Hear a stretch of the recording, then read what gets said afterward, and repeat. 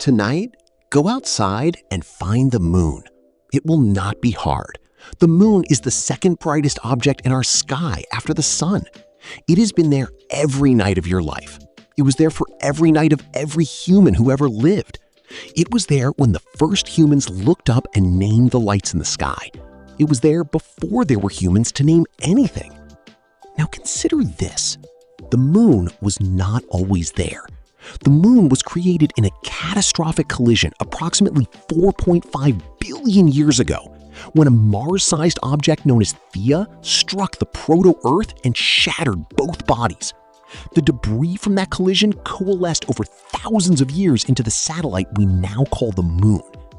It is the largest moon relative to its planet in our solar system. It is one of the most significant astronomical features visible from Earth. And it almost did not exist. If Theia had missed, if the collision had been slightly off-center, if the timing had been different, if any one of 100 variables had been slightly different, there would be no moon.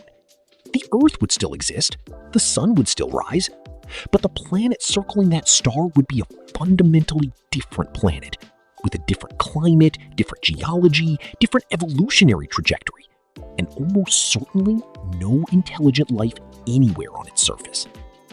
Tonight, we explore what Earth would have been if the moon had never existed at all. The answer is not subtle. The answer is that you would not be here to ask the question. The collision that made everything possible. To understand what the moon does for Earth, we need to understand how Earth got it. The early solar system was chaotic. Approximately 4.5 billion years ago, the planets we know today were still forming. Multiple protoplanetary bodies competed for the same orbital space. Collisions between them were not rare. They were the normal mechanism of planetary formation. Theia was approximately the size of Mars, roughly half the diameter of Earth. It shared the inner solar system with the early Earth. According to the giant impact hypothesis, Theia's orbit was unstable, and at some point within the first 100 million years of solar system formation, Theia's path crossed Earth's at exactly the wrong angle and exactly the wrong speed. The collision was not a clean impact. It was a glancing blow. Theia struck Earth at an angle, transferring enormous amounts of energy without completely destroying the larger body. The collision vaporized portions of Theia and a significant portion of Earth's mantle. The vaporized material was launched into orbit around the surviving Earth. Over the following weeks, months, and years, the orbiting debris began to clump together under its own gravity. Larger fragments swept up smaller ones. The orbital ring of debris collapsed inward. Within approximately 1,000 to 10,000 years, a geological instant, the debris had coalesced into a single body orbiting Earth at a distance of approximately 22,000 kilometers. That body was the moon. This was not an inevitable outcome. Most planetary collisions either merge the two bodies into one larger planet or shatter both into asteroid fragments. The specific angle, speed, and composition of the Theia-Earth collision produced one of the only known cases in the solar system where the collision resulted in a planet with a relatively large, stable satellite. Mars has two tiny moons captured from asteroid belts. Mercury and Venus have none. The gas giants have many moons, but they form differently. Earth's moon is unique in scale and origin. It almost did not happen. And once it did, it changed everything. Without the moon, the tilt. Earth currently rotates on an axis tilted 23.5 degrees relative to the plane of its orbit around the sun. This tilt is the reason Earth has seasons. The hemisphere tilted toward the sun experiences summer. The hemisphere tilted away experiences winter. As Earth orbits, the tilt remains constant in direction, producing the seasonal cycle that every climate, ecosystem, and agricultural civilization on Earth has organized itself around. What you have probably never thought about is why the tilt stays at 23.5 degrees. It stays there because of the moon. The moon's gravitational influence creates a stabilizing effect on Earth's axial tilt. The moon resists changes that would otherwise be induced by gravitational interactions with the sun, with Jupiter, and with the other planets. Computer simulations of Earth without the moon show the axial tilt varying chaotically over millions of years, from nearly 0 degrees to as much as 85 degrees and back again, with the variation occurring on timescales of millions of years rather than billions. This may sound like an abstract astronomical detail. It is not. A planet with an axial tilt of 0 degrees has no seasons. Both hemispheres receive equal sunlight year-round. The tropics extend evenly around the planet. The poles receive permanent twilight sunlight. Climate becomes extraordinarily uniform and extraordinarily fragile to any disruption. A planet with an axial tilt of 85 degrees, nearly perpendicular to its orbital plane, has extreme seasons. The pole tilted toward the sun experiences continuous daylight for half the year. The pole tilted away experiences continuous darkness. The equator receives less direct sunlight than the poles in summer. Climate zones invert seasonally. Conditions for evolution on such a planet would be unrecognizable. Earth has been able to develop the complex ecosystems we know because the climate has been stable enough over hundreds of millions of years for life to evolve, diversify, and adapt to predictable conditions. The moon is the reason that stability exists. Without the moon, Earth's climate would have been a chaotic moving target. Ice ages would have come and gone unpredictably, tropical regions would have shifted, polar regions would have moved. The conditions that allowed mammals to evolve, primates to evolve, humans to evolve, those conditions required a stable climate over enormous timescales. That stability required the moon. Without the moon, the days. The Earth currently rotates once on its axis every 23 hours and 56 minutes. We round that to 24 hours and call it a day. We have organized every aspect of human biology and civilization around the 24-hour cycle. Our circadian rhythms, our work schedules, our sleep patterns, our agricultural rhythms. The Earth did not always rotate at this rate. Immediately after the Theia collision and the formation of the moon, Earth's rotation rate was much faster. A day on early Earth lasted approximately 6 hours. The sun rose and set 4 times in what we now call a single day. The planet spun violently, and the winds, weather, and ocean currents that resulted were extreme by modern standards.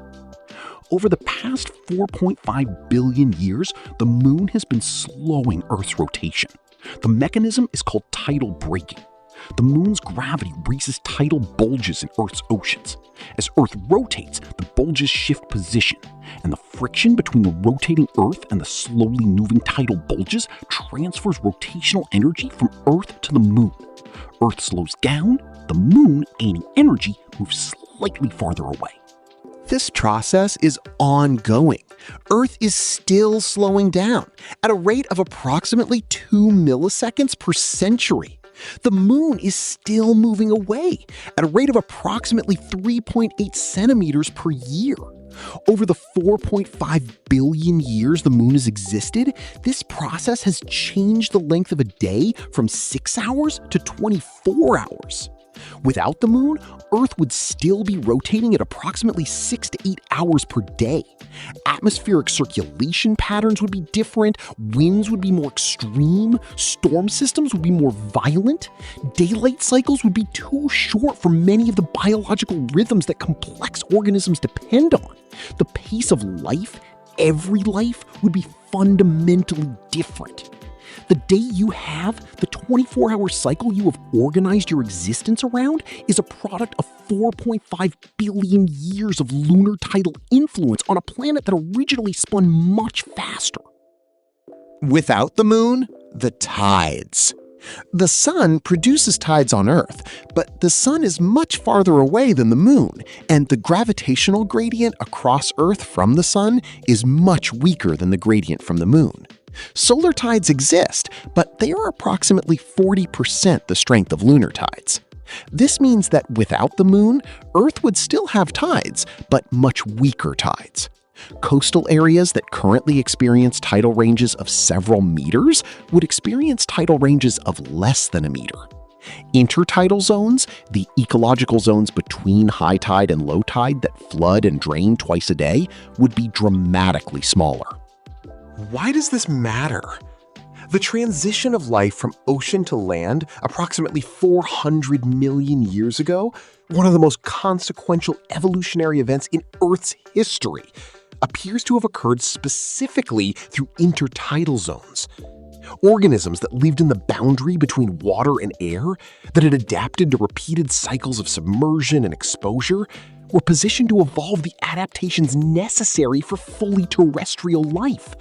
Lungs, limbs, skin that retained water. The complex transitional anatomy that turned fish into amphibians. Without strong tides, the intertidal zone would be a narrow band rather than a substantial ecological niche. The selective pressure that drove the evolution of terrestrial life, alternating water and air exposure, would have been weaker. The transition from ocean to land may have been dramatically delayed, may have happened differently, may not have happened at all. If terrestrial life evolved later or differently, every subsequent evolutionary development, from amphibians to reptiles to mammals to primates to humans, happens later or differently, or not at all. The strong tides that produce the conditions for terrestrial evolution required the moon. Without the moon, the night. The moon reflects sunlight. The full moon provides approximately 0.05 lux of illumination at Earth's surface, millions of times less than direct sunlight, but billions of times more than starlight alone. Without the moon, nighttime on Earth would be lit only by starlight and the diffuse glow of the galaxy. Dark, much darker than any moonlit night anywhere on Earth currently provides. Half of Earth's surface at any given time would be in nearly total darkness. This affects evolution in subtle but significant ways. Many predator-prey relationships have evolved around moonlight. Predators that hunt at night, prey that flees at night, navigation that relies on the position of the moon, all evolutionarily adapted to a world with a moon. It also affects culture. Every human civilization has had a relationship with the moon.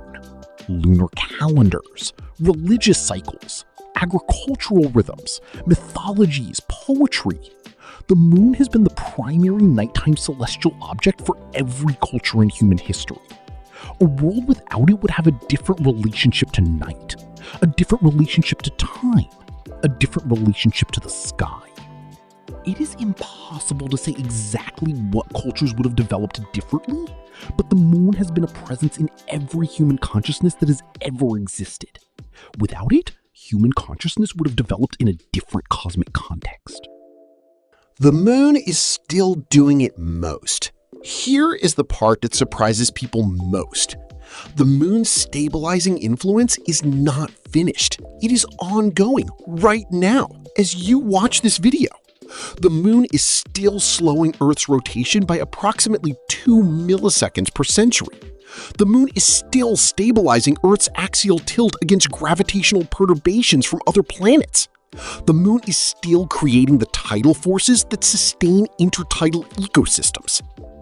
But the moon is also moving away. At 3.8 centimeters per year, slowly but inexorably, the moon is receding from Earth. In approximately 1 billion years, the moon will be too far away to provide effective axial stabilization. Earth's tilt will begin to vary chaotically again. The climate stability that has supported complex life for hundreds of millions of years will end. By that point, the sun will also be brighter, far enough along its evolutionary path to make Earth less habitable through other mechanisms.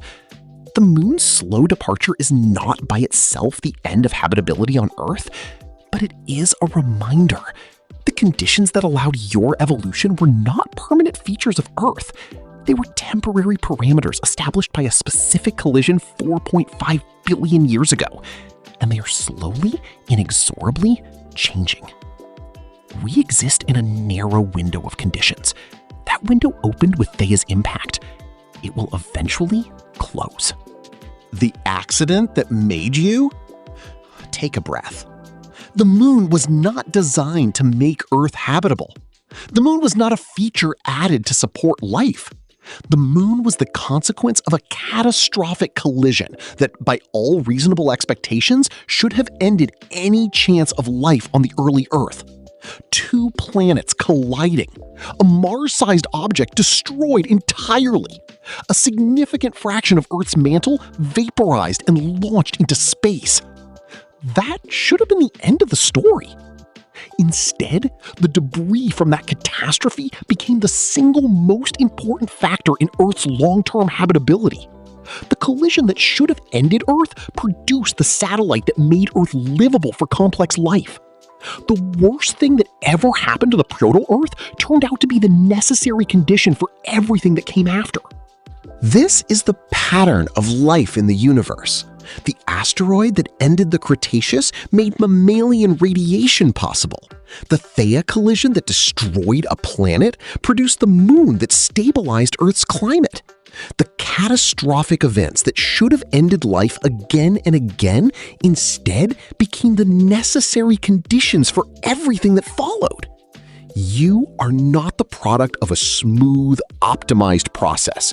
You are the product of a series of cosmic accidents that happen to produce against extraordinary odds the specific conditions that allowed awareness to evolve on this particular planet at this particular moment. Look up at the moon tonight.